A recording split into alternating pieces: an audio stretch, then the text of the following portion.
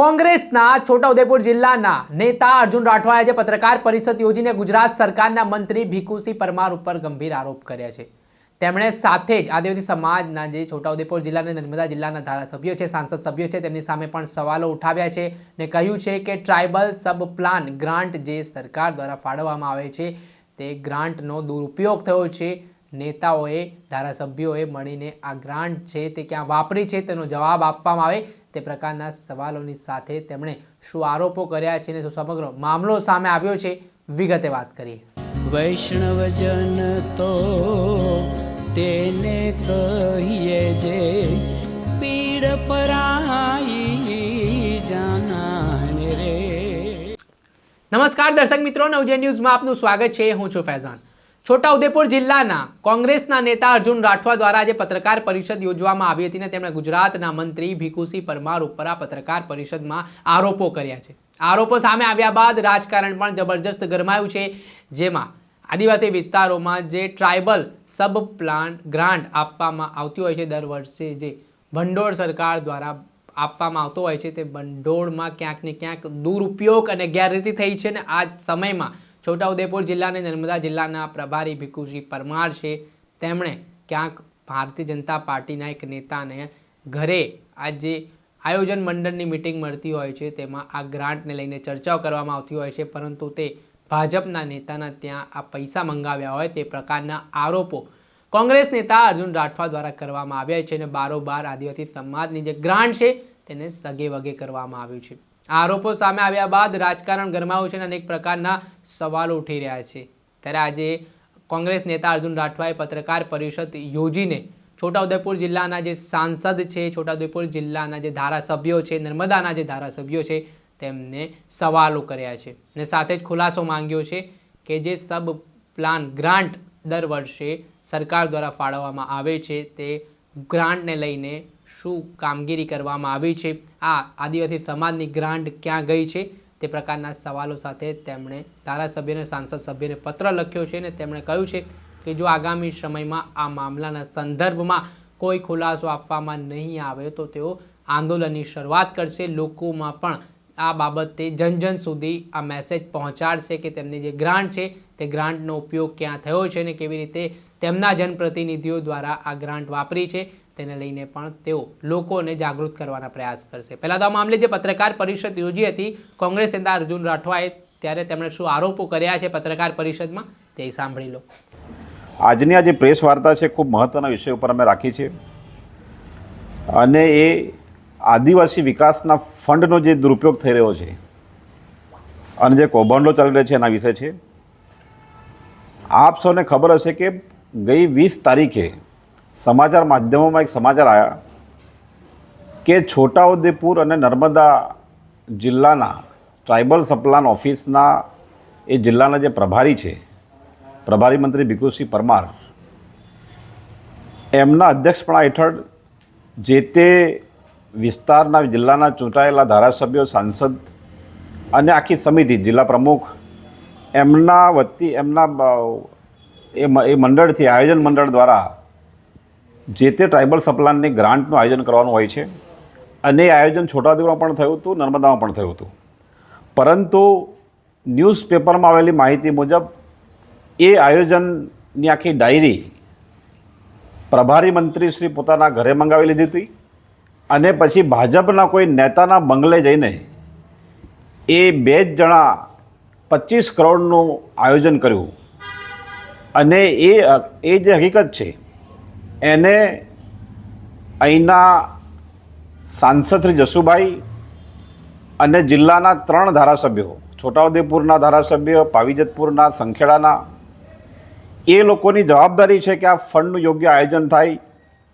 પરંતુ આ ફંડ એક મંત્રી, પ્રભારી મંત્રી જે છોટાઉદેપુર વિસ્તારના એ પ્રતિનિધિ નથી, અહીંના લોકોએ એમને વોટ આપ્યા નથી, તો કયા અધિકારથી એ આ ફંડ ઘરે બેસીને આયોજન કરે છે? આ ખૂબ જ ગંભીર મુદ્દો છે। અમને લાગે છે કે આ તો અહીંના જે ટ્રાઇબલ સપ્લાન ઓફિસર છે, IAS અધિકારી છે, એ આ હકીકતને બહાર લાવ્યા અને એનો વિરોધ કર્યો, વાંધો લીધો, એટલા માટે આ બહાર આવ્યું છે।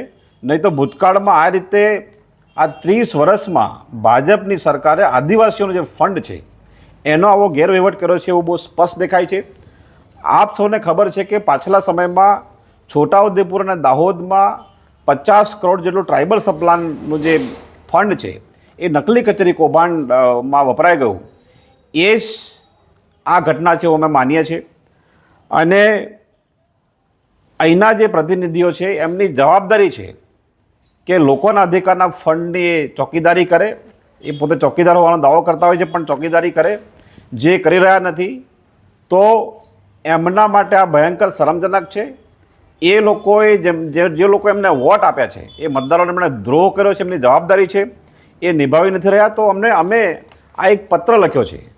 આ પત્ર અમે અહીંના સાંસદ જસુભાઈ રાઠવા, અહીંના ધારાસભ્ય રાજેન્દ્રસિંહ રાઠવા, જેતપુર પાવેના ધારાસભ્ય જયંતિભાઈ રાઠવા અને સંખેડા ધારાસભ્ય અભયસિંહ તડવી અને જિલ્લા પંચાયતના પ્રમુખ મલકાબેનને ઉદ્દેશીને અમે આ એક પત્ર લખ્યો છે કે આ રીતના ફંડનો જે દુરુપયોગ થઈ રહ્યો છે એ દુરુપયોગ અટકાવવાનો તમારી જવાબદારી છે. તમે બોલ્યા નથી. આજે 20 તારીખના જે સમાચાર આવ્યા છે, આજે તારીખ 24 થઈ છે, 23 થઈ છે. આટલા દિવસ સુધી હજી પણ એમણે કોઈ પ્રતિક્રિયા આપી નથી. મતલબ કે એ આ જિલ્લાના લોકોના જે વિકાસના જે ફંડ છે, અધિકારના ફંડ છે, એનો કેવી રીતના ઉપયોગ થવો જોઈએ એના માટે બિલકુલ બેદરકાર છે. અથવા તો એમની પાર્ટી જે પ્રકાર નિર્ણય કરે છે, પાર્ટીના દબાણમાં આ સાંસદ અને ધારાસભ્ય કશું જ બોલતા નથી. એ અમે બહાર લાવવા માંગીએ છીએ. અમે એમને પત્ર લખ્યો તમે બોલો, અને તમે જો નહીં બોલશો તો અમે આનું આવેદનપત્ર આપીશું. કોંગ્રેસ પાર્ટી લોકોમાં જાગૃતિ ફેલાવીશું અને કલેક્ટરને અમે એના મારફત રાજ્યપાલને આવેદનપત્ર આપીશું અને આનો અમે સખત વિરોધ કરીશું. આ અમે આ પત્રમાં લખ્યું છે. અમને આશા છે કે આ પત્ર વાંચીને સાંસદશ્રીના આ ધારાસભ્યો 3 અને જિલ્લા પંચાયત પ્રમુખ એનો ખુલાસો કરશે અને એમની જવાબદારી છે પબ્લિક માટે. એમને લોકોએ વોટ આપ્યા છે, એ જવાબદાર લોકો છે. તો એ આના વિશે શું કર્યું એનો ખુલાસો કરી અમે વિનંતી કરીએ છીએ. અને સાથે જિલ્લામાં જે કૌભાંડો થયા, આ સાયકલનું કૌભાંડ હજુ પણ ચાલુ છે, નકલી કચેરી કૌભાંડ, નલ સે જલનું કૌભાંડ, આવા જે કૌભાંડો થયા છે એ આ રીતના થઈ રહ્યા છે. અને અહીંના જનપ્રતિનિધિઓ આવા બધા કૌભાંડો વિશે ચૂપ છે. એ એમની ભાજપ પાર્ટીના દબાણમાં આ ચૂપ છે. અને અમને લાગે છે કે આ માત્ર ભીખુસિંહનું કામ નથી. આ બીજા કોઈ વ્યક્તિ છે, કોઈ એજન્સી છે જે છોટાઉદેપુરના લોકોના વિકાસના નાણાં એ રીતના ચાવ કરી જાય છે. એ અમને શંકા છે. એના કારણે પત્ર લખ્યો છે. અમને આશા છે કે તમે આ પત્રની માહિતી આ 3 ધારાસભ્યો, જિલ્લા પ્રમુખ અને ખાસ અહીંના સાંસદ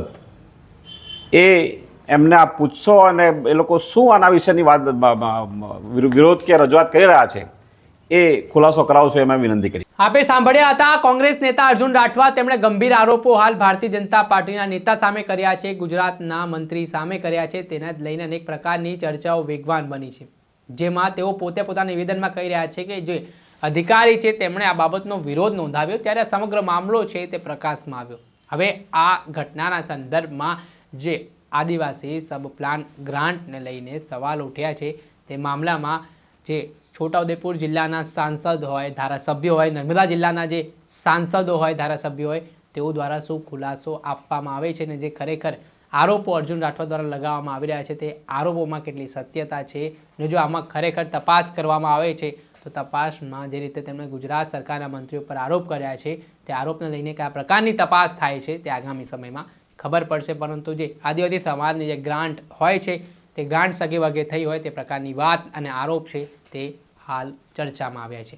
દર્શક મિત્રો, અત્યાર સુધીમાં બસ આટલું. આવા નવા વિડીયો સાથે આપણે માહિતગાર કરતા રહીશું. એટલે નવજીવન ન્યૂઝની ચેનલને આપ લાઈક કરી લો, સબસ્ક્રાઇબ કરી લો અને શેર કરવાનું ભૂલતા નહીં. વૈષ્ણવજન તો તેને કહીએ જે પીડ પરા